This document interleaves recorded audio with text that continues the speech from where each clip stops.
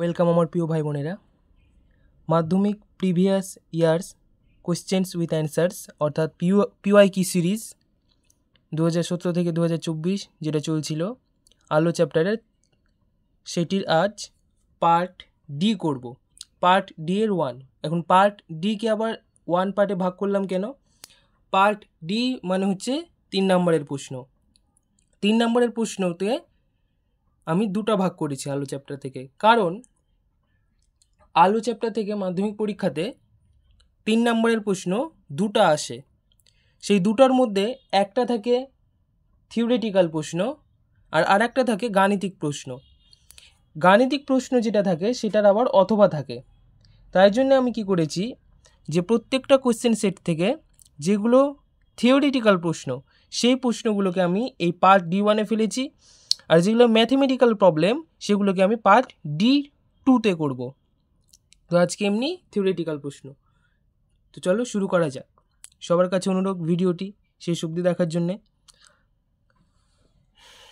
দীর্ঘ উত্তরধর্মী প্রশ্ন, মার্কস 3। যদিও দীর্ঘ হয় কিন্তু ভেঙে থাকে 1+2 বা 1+1+1 এরকম করে ভেঙে দেয়। প্রথম প্রশ্ন, আলোকের প্রতিসরণ সংক্রান্ত সূত্র দুটি বিবৃত করো এবং দ্বিতীয় সূত্রের গাণিতিক রূপটি লেখো। লিখে রেখেছি। প্রথম সূত্র, আপতিত রশ্মি, প্রতিসৃত রশ্মি ও আপতন বিন্দুতে দুই মাধ্যমের বিভেদ তলের উপর অঙ্কিত অভিলম্ব সর্বদা একই সমতলে থাকে। একটু বুঝে নাও, জানো তোমরা। এই ধরলাম দুটো মাধ্যম, এই ধরলাম এ মাধ্যম, এটা ধরলাম বি মাধ্যম। এ মাধ্যমের আর বি মাধ্যমের মাধ্যমে এটা হচ্ছে বিভেদ তল। এই বিভেদ তলের ওপর আপতিত রশ্মি, অর্থাৎ যে রশ্মিটা আপতিত হচ্ছে, এই রশ্মিটা আপতিত হলো। আপতিত হওয়ার পর তাহলে কি বলছে, সূত্র বলছে আপতিত রশ্মি, তারপর রশ্মিটা এরকম প্রতিসৃত হয়ে গেল। কি মাধ্যম, ঘন মাধ্যম না লঘু মাধ্যম আমি জানি না, প্রতিসৃত হয়ে গেল। আপতিত রশ্মি, প্রতিসৃত রশ্মি ও দুই মাধ্যমের বিভেদ তলের ওপর অঙ্কিত অভিলম্ব আপতন বিন্দুতে, অর্থাৎ তাহলে এটা আপতন বিন্দু, এটা আপতন বিন্দু। আপতন বিন্দুতে দুই মাধ্যমের বিভেদ তলের ওপর অঙ্কিত অভিলম্ব সর্বদা একই সমতলে থাকে, সবটাই একই সমতলে আছে। পরের সূত্র, দুটি নির্দিষ্ট মাধ্যমে একটি নির্দিষ্ট বর্ণের আলোক রশ্মির প্রতিসরণে আপতন কোণের সাইন ও প্রতিসরণ কোণের সাইনের অনুপাত সর্বদা ধ্রুবক হয়। তারপরের প্রশ্ন বলেছে দ্বিতীয় সূত্রের গাণিতিক রূপটি লেখো। তাহলে এই যে দ্বিতীয় সূত্রের গাণিতিক রূপ, যদি আপতন কোণ I প্রতিসরণ কোণ R হয় তবে মিউ, এটা এই চিহ্নটার নাম হচ্ছে mu, mu is equals to sign I by sign R। এই মিউকে বলে প্রথম মাধ্যমের সাপেক্ষে দ্বিতীয় মাধ্যমের প্রতিসরাঙ্ক। প্রতিসরণের দ্বিতীয় সূত্রটিকে স্নেলের সূত্র বলা হয়। এটা এসেছিল মাধ্যমিক 2017-তে। প্রথম সূত্রের জন্য 1, দ্বিতীয় সূত্রের জন্য 1, আর দ্বিতীয় সূত্রের গাণিতিক রূপটি লেখো, এটার জন্য 1, মোট 3 নাম্বার। এরপরে যাব 2018 সালের প্রশ্নতে। 2018 সালের প্রশ্ন, উত্তল লেন্সের সাহায্যে কিভাবে সমশীর্ষ ও বিবর্ধিত প্রতিবিম্ব গঠন করা যায়। পরের পার্ট আছে, কোন ধরনের লেন্সের সাহায্যে দীর্ঘদৃষ্টি প্রতিকার করা যায়। প্রথম প্রশ্ন, উত্তল লেন্সের সাহায্যে কীভাবে সমশীর্ষ ও বিবর্ধিত প্রতিবিম্ব গঠন করা যায়, অর্থাৎ উত্তল লেন্সের বিবর্ধন ক্রিয়া। কোনো একটি বস্তুকে উত্তল লেন্সের আলোক কেন্দ্র ও ফোকাস দূরত্বের চেয়ে কম দূরত্বে রাখলে বস্তুটি যেদিকে থাকে সেই দিকেই বস্তুটির অসৎ সমশীর্ষ ও বিবর্ধিত প্রতিবিম্ব গঠিত হয়। এই তার চিত্রটা অনেকটা আমি তাড়াহুড়া করে গেছি, ওই জন্য ভুল হয়ে গেছে। এই প্রতিসৃত রশ্মি একটা এরকম যাবে, আর এখান থেকে একটা যেটা আলোক কেন্দ্র দিয়ে ওটা এরকম সোজা বেরিয়ে যাবে। তো সোজা বেরিয়ে গেলে আমারটা ছেদ হয়ে যাচ্ছিল। এবার এটাকে এরকম পিছন দিকে বাড়িয়ে দিতে হবে, এটা হবে অসৎ বিম্ব। এই ছবিটা আমার একটু ভুল হয়েছে, তোমরা বই দেখে নিও একটু। আর কোন লেন্সের সাহায্যে দীর্ঘদৃষ্টির প্রতিকার করা হয়, উত্তল লেন্সের সাহায্যে দীর্ঘদৃষ্টির প্রতিকার করা হয়। নেক্সট, পরের প্রশ্ন 2019-এর 3 নম্বরের থেকে কিন্তু মাধ্যমিকে আলো চ্যাপ্টার থেকে 3 নম্বরের 2টা প্রশ্ন থাকে। তার মধ্যে একটা থাকে থিওরিটিক্যাল, মানে থিওরি থেকে প্রশ্ন দেয়, আর একটা দেয় অঙ্ক থেকে প্রশ্ন। অঙ্ক থেকে যেটা প্রশ্ন থাকে সেটা তো অথবা থাকে, তো সেটা আমি পরের পার্টে করব। নেক্সট, দন্ত চিকিৎসকগণ কী ধরনের দর্পণ ব্যবহার করেন, আমরা সবাই জানি দন্ত চিকিৎসকগণ অবতল দর্পণ ব্যবহার করেন। এবার পরের প্রশ্ন বলেছে, কাচ ফলকে প্রতিসরণের ফলে আলোকরশ্মি চ্যুতি হয় না কেন? এটার জন্য আমি এখানে একটা ছবি এঁকেছি। ছবিটা যদি দেখো যাক, এখানে একটা আলোকরশ্মি আই আপতিত হলো, এটা অভিলম্ব, টেরা হয়ে যাচ্ছে কেন, এটা আর,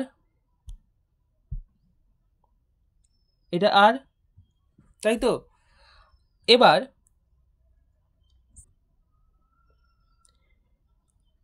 এখান থেকে আপতিত রশ্মি হলো, এই রশ্মি আপতিত হলো, বায়ু থেকে কাছে পড়লো, তাহলে অভিলম্বের দিকে সরে এসছে, এই যে সরে এসছে। আবার এখানে আপতন কোণ আর, এই আর কোণে আপতন হলো, দিয়ে আবার প্রতিসরণের পর এবার কাছ থেকে বায়ু যাচ্ছে, ওই জন্য অভিলম্ব থেকে দূরে সরে গেল। এখন আমাদের মধ্যে একটা ভুল ধারণা আছে যে আপতন কোণকে সবসময় আয় ধরবো, প্রতিসরণ কোণকে আর ধরবো। একদম না। এখানে আপতন কোণকে আয় ধরেছি, এখানে আমি আর ধরেছি। এখন এখানে আমি আর ধরলাম কেন? কারণ হচ্ছে এই যে কোণ দুটো, এই কোণটাকে যদি আমি বাড়িয়ে দিই, এই অভিলম্বটাকে যদি আমি বাড়িয়ে দিই, এটা পরস্পর কি কোণ হয়ে যাচ্ছে গো? একান্তর কোণ হয়ে যাচ্ছে। ওই জন্য আমি এটাকে আর ধরলাম। নিয়ম ঠিকই বলছে, নিয়ম বলছে যে, নিয়ম তো বলছেই যে আমি নিয়মে আয়কে আর ধরবো, নিয়মে আপতন কোণকে আয় ধরবো। যদি আমি সেই নিয়মই মেনে চলি, তাহলে সেই নিয়ম মেনে চললে এখানে দেখো আয় সমান আরই হচ্ছে, কারণ এটা একান্তর কোণ। তাহলে এটাকে আর ধরলাম আর এটাকে আয় ধরলাম। এখানে আরটা কিন্তু প্রতিসরণ কোণ না, এখানে আরটা হচ্ছে আপতন কোণ, আর এই আয়টা হচ্ছে আবার প্রতিসরণ কোণ।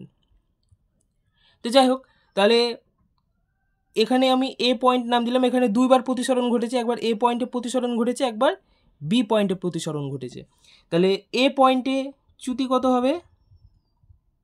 এ পয়েন্টে চ্যুতি কত, মানে আলোকরশ্মি চ্যুতি কত হবে? কোনটা বড়, আপতন কোণ বড় না প্রতিসরণ কোণ বড়? আপতন কোণ বড়। তাহলে আই মাইনাস আর, তাই তো। আবার বি বিন্দুতে চ্যুতি কত হবে? বি বিন্দুতে চ্যুতি, বি বিন্দুতে আবার কি হয়েছে? আপতন কোণ আর বড় না আই বড়? আই বড়। কোনটা বড়? তাহলে আই বড়। তাহলে এই আই মাইনাস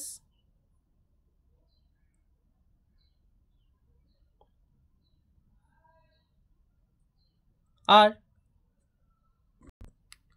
তাহলে বি বিন্দুতে চ্যুতি হলো এটা। এবার মোট চ্যুতি কত হবে? তাহলে মোট চ্যুতি সমান আই মাইনাস আর, এটা হচ্ছে এই চ্যুতি। এবার প্লাস প্লাস এখানে কি হবে? মাইনাস আই মাইনাস আর। এখানে মাইনাস কেন বসালাম? বিপরীতমুখী চ্যুতি হয়েছে যেহেতু। তাহলে সমান আই মাইনাস আর, প্লাস মাইনাসে minus I minus R, I minus R, minus I, মাইনাসে মাইনাসে প্লাস আর, তাহলে সব কেটে গেল, plus I minus R minus R কেটে গেল, তাহলে সমান কত হলো? 0। অতএব কোনো চ্যুতি ঘটলো না। পরের প্রশ্নতে যাব। আলোকের বিচ্ছুরণ কি? একটি কাচ ফলকে ওপর 45 ডিগ্রি কোণে আপতিত সাদা আলোর প্রতিসরণের পর কাচ ফলকে বিচ্ছুরণ হবে কি? মাধ্যমিক 2020 সালের প্রশ্ন এটা। বহুবর্ণী আলো, সাদা আলো কোনো স্বচ্ছ মাধ্যমে যেমন প্রিজম, কাচের স্ল্যাব প্রতিসৃত হয়ে বিভিন্ন বর্ণে বিভক্ত হওয়ার ঘটনাকে আলোর বিচ্ছুরণ বলে। নেক্সট বলেছে, একটি কাচ ফলকের উপর 45 ডিগ্রি কোণে আপতিত সাদা আলোর প্রতিসরণের পর কাচ ফলকে বিচ্ছুরণ হবে কি? উত্তর হবে হ্যাঁ, বিচ্ছুরণ ঘটবে। পরের প্রশ্ন 2022 সালের একটা খুবই কমন প্রশ্ন, সহজ প্রশ্ন। একটি উত্তল লেন্সের প্রধান অক্ষের সমান্তরাল আপতিত রশ্মিগুচ্ছের জন্য প্রতিসৃত রশ্মির চিত্র আঁকো। ফোকাস এফ চিহ্নিত করো। আমি এঁকেছি প্রধান অক্ষের সমান্তরাল রশ্মি, এফটা আমার একটু কাছে হয়ে গেছে, তাড়াহুড়া করে এঁকেছি, ওই জন্য ভুল, তোমরা বই থেকে এগিয়ে নিও ঠিকঠাক, এটার জন্য বেশি আর টাইম দিলাম না। পরের প্রশ্ন, দীর্ঘদৃষ্টি ত্রুটি কি? কোন ধরনের লেন্স ব্যবহার করে এই ধরনের ত্রুটি দূর করা যায়? চোখের যে ত্রুটির কারণে চোখ দূরের জিনিস দেখতে পায় কিন্তু কাছের জিনিস দেখতে পায় না, সেই ত্রুটিকে দীর্ঘদৃষ্টি ত্রুটি বা হাইপারমেট্রোপিয়া বলা হয়। কোন ধরনের লেন্স ব্যবহার করে প্রতিকার করা হয়? উত্তল লেন্স ব্যবহার করে এই ধরনের ত্রুটির দূর করা যায়। উত্তল লেন্সের অভিসারী ক্রিয়া ব্যাখ্যা করো। ME 2022, অর্থাৎ মাধ্যমিক 2022 সালে এসেছিল। এখন তোমরা বলো মাধ্যমিক 2022 সালে 3টা প্রশ্ন কেন হলো?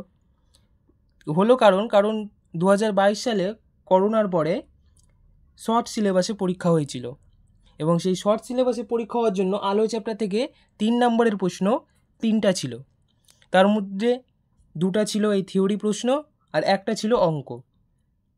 2টো থিওরি প্রশ্নের মধ্যে একটা থিওরি প্রশ্নের অথবা ছিল আর একটা প্রশ্ন এমনি সিঙ্গেল ছিল, আর অঙ্ক যেটা থাকবে সেটা হচ্ছে অথবা আছে।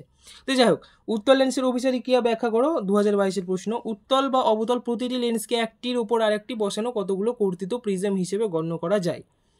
এই ধরনের প্রিজমগুলোর ভূমিসমূহ উত্তল লেন্সের ক্ষেত্রে এর প্রধান অক্ষের দিকে বসানো থাকে।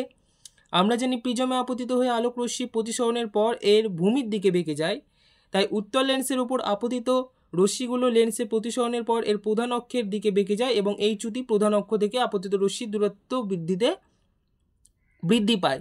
তাই সমস্ত প্রতিষ্ঠিত রশ্মিগুচ্ছ কর্তিত প্রিজমে প্রতিসরণের পর লেন্সের প্রধান অক্ষের উপর একটি নির্দিষ্ট বিন্দুতে মিলিত হয়, যাকে বলছি আমরা মুখ্য ফোকাস। যেহেতু আপতিত আলোক রশ্মিগুচ্ছকে উত্তল লেন্স তার প্রধান অক্ষের উপর এই নির্দিষ্ট বিন্দুতে অভিসৃত করে, তাই উত্তল লেন্সকে অভিসারী লেন্স বলা হয়। এটা ভাষা বললাম, এবার বুঝবো ছবি এঁকে। বলা হচ্ছে প্রত্যেকটা লেন্সকে কর্তিত প্রিজম অর্থাৎ কিছু প্রিজমের কাটা অংশ হিসেবে ভাগ করা যেতে পারে। এই যদি একটা উত্তল লেন্স হয়,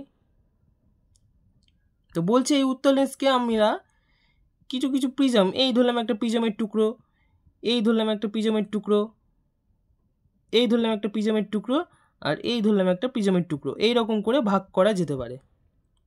এখন বলছে যে উত্তল লেন্সের ক্ষেত্রে এই একটা প্রিজম, এই প্রিজমকে আমি কেটেছি, প্রিজমের এই নিচের দিকটা কি, এটা হচ্ছে ভূমি। তো এই বলছে উত্তল লেন্সের ক্ষেত্রে প্রিজমের ভূমিটা নাকি প্রধান অক্ষের দিকে থাকে। এটা ধরলাম প্রধান অক্ষ, তো এই প্রধান অক্ষের দিকে ভূমিগুলো থাকে। যদি দেখা যায় হ্যাঁ এই যে ভূমি, এটাও ভূমি, আমি ছবিটা ঠিক বোঝাতে পারছি না, বইয়ের ছবি ভালো করে আছে, বোঝা যাবে, আর কিছু কল্পনা করতে হবে।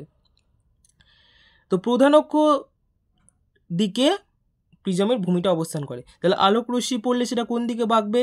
অবশ্যই প্রধান অক্ষের দিকে বাঁকবে। কেন?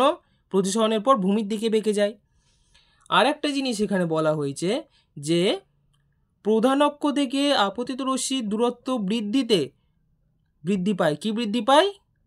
এই চ্যুতি বৃদ্ধি পায়। অর্থাৎ প্রধান অক্ষ থেকে আমি যত দূরে যাব তত আমার বিচ্যুতিটা সর্বাধিক হবে। তাহলে এই ক্ষেত্রে বিচ্যুতিটা যদি এরকম কম হয়, কিন্তু এই ক্ষেত্রে দেখো বিচ্যুতিটা বেশি হয়েছে উপরের ক্ষেত্রে, যেহেতু প্রধান অক্ষ থেকে দূরত্বটা বেশি। একই রকম করে এর ক্ষেত্রেও এই রকম হবে, এর ক্ষেত্রেও এই রকম হবে, ঠিক আছে? তাহলে এক্ষেত্রে তারা একটা দেখো প্রধান অক্ষের উপর একটা নির্দিষ্ট বিন্দুতে ফোকাসে মিলিত হয়েছে। এখন কোনো আলোক রশ্মি যখন কোনো একটা বিন্দুতে মিলিত হয় তখন আমরা তাদেরকে কি বলি? অভিসারী। এখন উত্তল লেন্স যেহেতু সমান্তরাল রশ্মিগুলিকে অভিসারী রশ্মিগুচ্ছে পরিণত করে, তাই একে অভিসারী লেন্স বলা হয়। আমি ছবিটা একটু বই থেকে দেখিয়ে দিচ্ছি। এই যে ছবি, এই দেখো, এই যে প্রিজমকে কতগুলি অংশে ভাগ করেছে, কতগুলো প্রিজম, এই লেন্সটাকে কতগুলো প্রিজমের অংশ হিসেবে ভাগ করেছে এবং সেটাকে এরকম করে একটা ফোকাসে মিলিত হয়েছে, ঠিক আছে? নেক্সট পরের প্রশ্নতে যাব। খুবই সহজ প্রশ্ন, 2023 সালে এসেছিল। এক্স রশ্মি ও গামা রশ্মির একটি ব্যবহার লেখো, গামা রশ্মির একটি ক্ষতিকর প্রভাব উল্লেখ করো। এক্স রশ্মির একটি ব্যবহার কি? চিকিৎসা ক্ষেত্রে মানুষের শরীরে ভাঙা হাড় ও অভ্যন্তরে বিভিন্ন অংশে ছবি তোলা যায়। গামা রশ্মির একটি ব্যবহার খাদ্য প্রক্রিয়াকরণ কারখানায় ব্যবহৃত হয়। আর গামা রশ্মির ক্ষতিকর প্রভাব কি? মানবদেহে জীবন্ত কোষকে ধ্বংস করে দেয়, ফলে সংশ্লিষ্ট অংশে ক্যান্সার রোগ দেখা যায়। নেক্সট 2024 সালের লাস্ট প্রশ্ন, আলোর বিচ্ছুরণের সংজ্ঞা দাও। এটা 2020 সালেও এসেছিল, আমি একটু আগে করলাম, এবার 2024 সালেও দিয়েছে। তারপরের প্রশ্ন বলেছে প্রিজমের সাহায্যে কীভাবে একবর্ণীয় বহুবর্ণীয় আলোর মধ্যে শনাক্ত করবে। যেহেতু আলোর বিচ্ছুরণটা আগে লিখেছিলাম, দেখালাম, ওই জন্য আর করলাম না। 2 নম্বর প্রশ্নটাও খুবই সোজা। প্রিজমের মধ্যে দিয়ে আলোক রশ্মি পাঠানোর পর যদি দেখা যায় প্রিজমে প্রতিসরণের পর বিভিন্ন বর্ণে বিশ্লিষ্ট হলে সেটি হবে যৌগিক আলো বা বহুবর্ণীয় আলো। অন্যদিকে প্রতিসরণের পর যদি কেবলমাত্র একটি বর্ণ থাকে তাহলে সেটি একবর্ণী আলো হবে, ঠিক আছে? তাহলে এই গেল মার্কস 3 প্রশ্ন। এরপরে আসবে মার্কস 3 গাণিতিক প্রশ্ন। ভালো লাগলে ভিডিওটিতে একটি লাইক এবং চ্যানেলটিকে অবশ্যই সাবস্ক্রাইব করে দিও। থ্যাংক ইউ, দেখা হচ্ছে পরের ভিডিওতে।